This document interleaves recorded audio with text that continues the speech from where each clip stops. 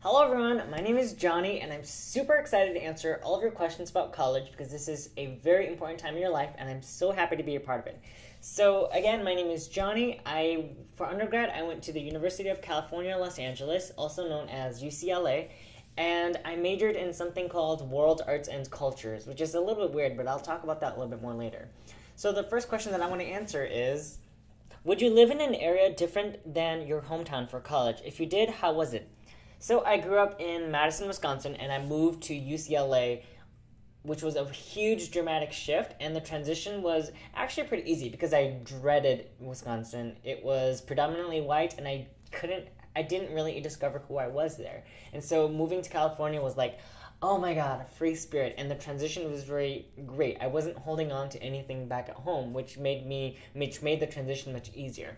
If there's a lot of things in your hometown that mean a lot to you, maybe your church or your community or your family, then it may be more conducive for your learning to be closer to home. So depending on what works best for you, I think it'll make the transition easier or harder depending on what matters to you most. Is it easy to change majors? I want to say yes, depending on what major it is. So for me, I entered UCLA as an English major because I wanted to teach English in high school. But then after orientation, I decided I wanted to change it to math teaching because they had a math teaching major at UCLA. And so I could probably just get my math teaching credential and my undergraduate degree at the same time. But I took my first calculus class at UCLA and I was like, okay, this is too freaking hard. I'm going to drop this. So I decided to change from math to something called World Arts and Cultures. And basically, World Arts and Cultures is an interdisciplinary arts degree that basically my mindset was it was fun, easy, and I could literally do my art practice that I loved, which was spoken word and dance. And so, as you may know, research shows that your major doesn't really matter for your career in the long run. People change their careers at least 3 times throughout their whole life. And most of the time, the major that they studied in college has nothing to do with their career. And so it's really hard to think long term like that, but you really got to think, how do you want your college experience to be? What do you want to learn? And so for me, I was fortunate to get a scholarship for my bachelor's, master's, and PhD in the fields of education. And so in order to get into the master's program for education, I could have majored in anything. So I decided to choose World Arts and Cultures because it was much more easy. And also I would give me more time to explore myself, have fun, hang out with friends, and really discover what I wanted in life. That's my strategy for college. And so if yours is something different, I would advise you to pursue that. What is your biggest regret not doing your freshman year? So one of my biggest regrets that I didn't do for freshman year is I wish I got to know more people. I wish I put myself out there a little bit more. I felt like most of the time I was always shy, so I never really introduced myself to people, and I never really got to know other people, like ask other people questions about what they liked, and just really get to know them as people. What would you do differently if you went into freshman year again? Oh my gosh, if I went to freshman year again, I would not be so freaking obnoxious all the time, and I would complain less, and just make the most of every experience, even if it felt like it was a waste of time. Even if you go to an event, it wasn't fun, you are the one who can make it fun for yourself. So whether that's introducing yourself, doing like a little dance circle, or whatever, you get to make college the experience that you want to experience it. And you can't blame anybody else for making it horrible or for not giving you what you expected. Is it easy to make friends? How did you make friends? I think making friends in college is as easy as the amount of effort that you put into it. If you want to make friends, like I said, putting yourself out there, sitting in public areas, studying like in the library or studying out in the open. If you see somebody that's in your class, be like, hey, aren't you in my class? Just always having a conversation with somebody when you feel comfortable doing it.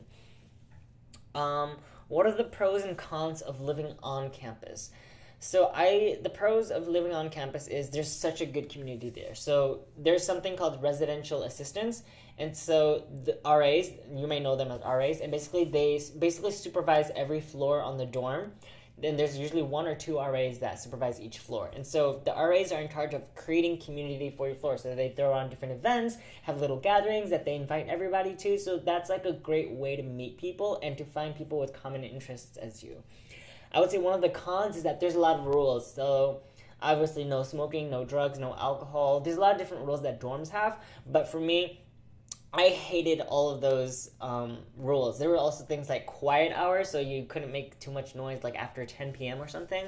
And that was really hard for me because I live a really non-traditional lifestyle. And so I moved out immediately after my first year. So my second year of college, I moved out into apartments because I needed the freedom, and I wanted to have less of those rules, because I feel like the community stuff that the RAs were creating, it wasn't as authentic for me, and so it didn't work as well for me. And so I decided to seek my own ways of community through my own channels. So how are professors and peers? So something to know about professors is that they get paid to do 3 things. Those 3 things that professor gets paid to do is the first and foremost, their research. So professors are basically trying to generate knowledge and get all of their research published in top journals and things like that. That's kind of their main goal. The second is their teaching. And so teaching is like secondary to what they do in their day-to-day life. Maybe they may teach like 1 or 2 classes per quarter or per semester, and spend most of their time on their research. So their teaching, they don't really care about you that much, but take that with a grain of salt. Some professors will care about you a lot, and they will do everything to help you succeed. Others may not care about you at all, and if you go to their office hours, they may just try to say whatever they can to get you out as soon as they can so they can spend more time to do their research. But that's not to say you can't build a relationship with your professor. I think it's good to know what your professor is interested in and have talking points that will interest your professor, and so that will be a great way to create a good relationship with them. The third thing that professors really care about or get paid to do is the service. So they have shared governance of the college. They have some type of say in how policies run. They have some type of say about how the college is run. And so they have like these administrative roles. It's probably like the least important for them because they spend the least amount of time on that, but it's just something to know that professors also have responsibilities and a life outside of just being your teacher. Is college fun? What did you do? Oh my gosh, yes. College is so freaking fun. You get so much free time out of your day to do really whatever you want to do. You could work, spend the time to work. You could spend that time to study, spend that time to explore the city, hang out with friends, eat, cook, really explore who you are. If you love poetry, spend the time writing poetry, going to like open spoken word events. Those are just some ideas, some things that I did. I lived in Los Angeles, so I spent a lot of the time like going to the beach, going to the malls, trying out new food, and just really getting to know who I am and what I wanted in life, and not stressing too much about school, because 5 years, 3 years from now, the stuff that I'm studying is probably not going to matter, but I know that what I am studying is building me up to build a better human being in me. So if you have that mindset, I think you'll enjoy college much better. Let's see, was there a culture shock for you going into college? Oh my gosh, totally. Total culture shock. I grew up in Wisconsin, which was predominantly white, and so it was really hard to understand who I was as I developed my identity, because I was always trying to fit this mold that only white people could fill. And so it was hard to understand, like, who am I, and like what did I mean for myself? And so at UCLA, there were so many different cultures, so many different languages that were being spoken, and I was completely shook. I was shooketh. But it was great because I met so many different people, I learned from so many different cultures, and it helped me find who I was. It gave me permission to be okay with myself, and whatever that is, you know? And so I think the culture shock is a great thing, and also going to college provided so many different opportunities to travel, and traveling, oh my god, that brings me to the study abroad question, which is, what does studying abroad look like, and what is the process for studying abroad? Okay, so studying abroad is basically kind of like applying for colleges all over again while you're in college, because you technically have to apply for programs, study abroad programs, and they can either accept or deny you. And so studying abroad, if you have the funds or the opportunity and the scholarships to do it, totally do it. Studying abroad, I don't know what else to say, but it was like one of the best times of my life. I mean, I studied abroad in the Netherlands, so like Amsterdam. I was about 30 minutes away from Amsterdam, and I studied like museum studies, theater arts there, and I also studied like education psychology, and I just took some random classes and I petitioned it to apply it for credits that would be considered for my major and for my minor, and so you could play around with some things like that. If you want to go for specific things like physics or like pre-med things, there are also programs like that, but you kind of just have to seek them out and be committed to pursuing them. Let's see. Do you have a lot of time in college? Yes, you have so much time in college. Do a lot with your time. Do meaningful things with your time. Don't just sit in your dorm all the time and like watch Netflix. That's gonna be a huge waste of your time, because I like to view college as you're basically paying to be a member of an intellectual community. So intellectuals, what does that mean? Intellectuals read, write, think, and discuss subject matter. So whatever major you choose, that's basically what you're paying for, is to be in a circle with people and to read, write, and think about whatever that subject is.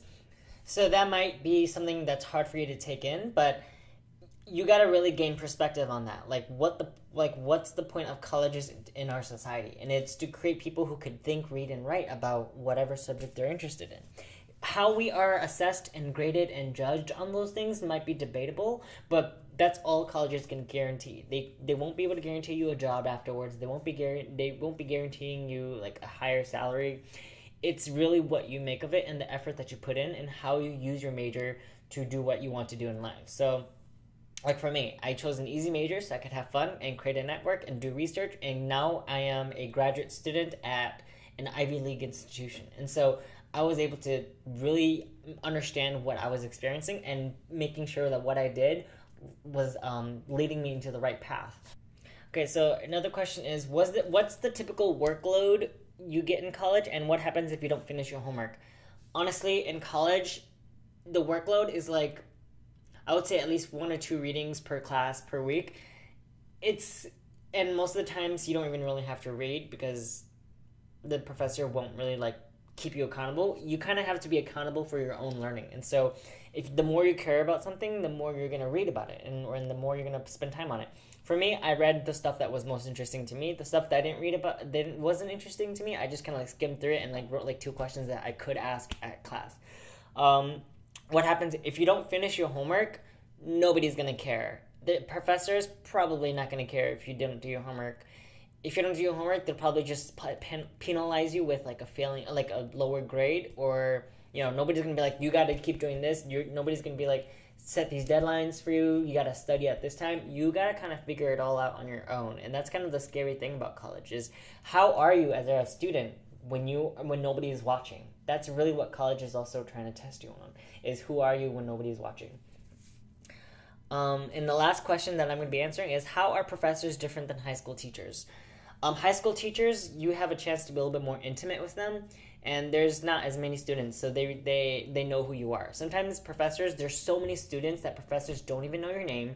Sometimes they don't really care about you, and sometimes another thing is that they're really passionate about the subject that they're teaching. So that's another difference about professors. They are deemed as experts of their subjects. And so if you're also interested in a subject, then that professor will probably be more likely to be your friend or somebody who you have a good relationship with. And if that opportunity arises, go for it, because professors can open so many different doors for you. I guess last but not least, college is an amazing time of your life. Get excited for it. Get so excited for it. And it's okay to leave your family and leave all the things that you love to really figure out and explore who you are. Because I would not know who I am if I didn't move away from home, if I didn't, leave a lot of the things and the people that I loved. Because if you can't love yourself, how in the hell are you going to love somebody else? That's what I'll leave you guys with. Best of luck. Feel free to email me, text me, message me. If you have any questions, you can also send me your essays if you want me to look over them. And also, I also have a YouTube channel, so please subscribe to my YouTube channel. I'll also put the link with your teacher. And yeah, best of luck to you all.